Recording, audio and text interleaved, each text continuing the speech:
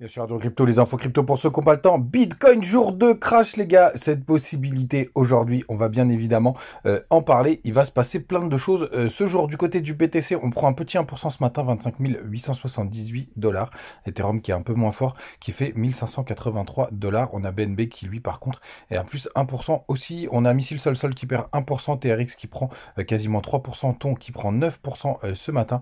Le reste de la map est un peu mitigé. On a quand même XLM qui perd 8%.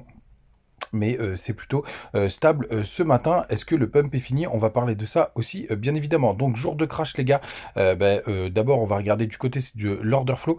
Tout simplement, on a quand même une majorité de personnes qui étaient rentrées en short sur ce mouvement. Pour l'instant, ce matin, c'est plutôt place au long. On a 64% de personnes qui sont en long. On a quand même pas mal rééquilibré, même si pour l'instant, les dernières ouvertures de position sont plutôt des longues. Du côté du CVD spot, par contre, ça achète pas du tout, hein. On voit vraiment que c'est drivé par les contrats futurs. Les fundings sont positifs, mais rien de bien méchant pour le moment. C'est assez neutre. Du côté du daily, la bonne nouvelle, c'est qu'on a quand même fait une bougie plus importante que la précédente. Donc on appelle ça une bougie d'avalement. Alors c'est assez léger, hein, donc faut pas prendre ça pour argent comptant. Je continue de conserver ma target principale pour ce rebond qui est cette fameuse trendline. Regardez, hier c'est très intéressant. On est venu se faire stopper carrément par la Kijun. Tout simplement, regardez, c'est chirurgical avec cette petite mèche en daily. Donc attention les gars, il y a cette résistance et d'ailleurs dans quelques jours ça fera double résistance, ce sera demain, ça fera double résistance et on sera aux alentours hop, des 26 000. Ouais, 26 700 dollars, quelque chose comme ça. Ça permettrait d'aller chasser tous les stops qu'il y a ici. Et après, il faudra voir comment on réagit sur cette trendline, bien entendu, si on y va. Si on y va, tout simplement parce qu'aujourd'hui, il passe pas mal de choses. Tout d'abord, vous avez l'information si FTX va pouvoir commencer à vendre ses tokens. Le résultat, c'est aujourd'hui et surtout à 14h30, les gars.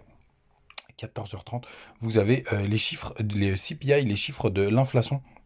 Regardez, mercredi, 14h30. Et pour le coup, là, il va falloir, ça risque d'avoir pas mal de volatilité. Vous avez les différences de prévision et forecast. Donc là, on a un forecast à 3,6%. Ça veut dire tout simplement, enfin non, le forecast, c'est le budget. Donc ça a été fait il y a un certain moment. Et les previews, ça, c'est les prévisions. Donc ce que prévoient les analystes. Donc si on est au-dessus de 3,2% pour le coup, ça peut être assez bearish. Après, je pense que c'est assez neutre entre 3,2 et 3,6 hein, puisque c'était prévu par les marchés. Mais si c'est au-dessus de 3,6, par contre, ce serait très bearish pour la suite. Donc il faudra vraiment faire attention avec les résultats du côté de Trufflation. On avait regardé sur le mois d'août parce que c'est les chiffres, enfin c'est même les chiffres de juillet-août. On avait une baisse qui s'était amorcée. Enfin pour le coup c'est assez flat. Par contre on voit qu'en octobre on risque quand même d'avoir, quand on aura les résultats d'octobre, on aura malheureusement une augmentation de l'inflation puisque vous voyez à partir de septembre on a eu un petit regain. Hop, ça va quand même. Le regain, il va quand même à partir jusqu'à fin août, hein, puisque là, 29, on est repassé dans le positif. Donc les chiffres devraient être mitigés. Alors regardez pas le pourcentage sur Troflation, ils n'ont pas les mêmes méthodes de calcul. À chaque fois, on peut se faire un peu berner par ça. Donc faites attention. Eux, ils considèrent que l'inflation à fin août, elle est plutôt aux alentours des 2,7%. Vous voyez juste là. Mais c'est pas les mêmes méthodes de calcul. Donc vous faites pas avoir par ça. Ce qu'il faut, c'est surtout regarder la tendance, les gars. Et la tendance là, malheureusement, sur le mois de juillet, il y a eu un petit pic. On a eu vraiment, enfin c'était assez mouvementé pour le coup. Et là, sur cette fin août, on a eu de nouveau ce petit pic aux alentours des 2,7% d'appli True Fashion. Et après, c'est assez stable sur le mois de septembre. Donc finalement, les chiffres là, ils vont être assez importants. Sinon, les gars, je voulais vous parler de quelque chose de très important puisque BRG, ça faisait partie des cryptos dont je vous avais parlé pour le top. Et alors, qu'est-ce qui s'est passé hier? Il y a eu un hack sur Coinex, qui est un petit échangeur qui est assez vieux, hein, qui date de 2018. Il y a eu un hack et dedans, il y avait des BRG. Il y a 660 millions de BRG qui ont été volés, ce qui a entraîné une chute du cours, pour le coup. On va le voir du côté de notre ami BingX, sur lequel vous pouvez voir le BRG. Et pour le coup, il y a eu une sacrée chute.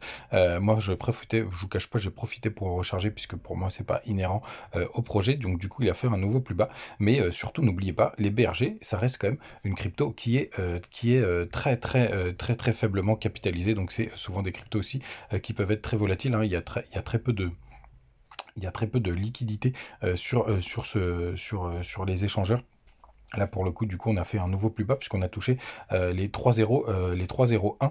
Et regardez, pour le coup, là, vous avez les plateformes d'échange. Et d'ailleurs, hop, il est où Coinex? Coinex, il y avait très très peu d'échanges dessus. Il y avait à peu près que 11 000 $ en journalier. Enfin, c'est un peu plus quand on arrive au pic de la journée. Non, c'est vers les 11 000 $. Mais pour le coup, c'est là où il y a eu le hack. Et d'ailleurs, vous voyez, ça a déjà repris les 0,002. Donc, quasiment repeg sur Coinex. Mais je pense que c'est une problématique de liquidité. La majorité des échanges, elles sont sur BingX. Donc, toujours se renseigner sur ce qui se passe sur le projet. Et surtout, pour moi, bah, malheureusement, c'est les dommages collatéraux, surtout quand il y a peu de liquidité, puisqu'en gros, c'est comme s'ils avaient vendu 8% de la supple, puisque regardez, quand on regarde, il y en a 8 milliards en disponible. Là, on parle de 669 millions. Donc, ça fait une bonne partie des tokens qui ont été dumpés d'un coup. Il n'y a pas que ceux-là qui ont été volés, hein. Il y en a plein d'autres pour le coup. Mais je reste quand même assez confiant, même si ça reste un projet crypto assez risqué. Pour le coup, il y a 200 000 abonnés d'ailleurs du côté de Twitter, donc il y a une communauté qui est assez sympathique. Mais comme ça, vous savez tout. Et comme d'habitude, les gars, faites bien attention quand vous regardez les projets dans lesquels vous rentrez, parce qu'il peut y avoir des mouvements assez costauds. Vous savez tous les gars, passez une très très bonne journée. On se retrouve comme d'habitude demain. Faites attention, n'oubliez pas, 14h30 aujourd'hui, le CPI, ça risque d'être mouvementé. Il me tarde de voir ça et puis, si jamais ça a beaucoup bougé, on fera une petite vidéo ce soir. Ciao!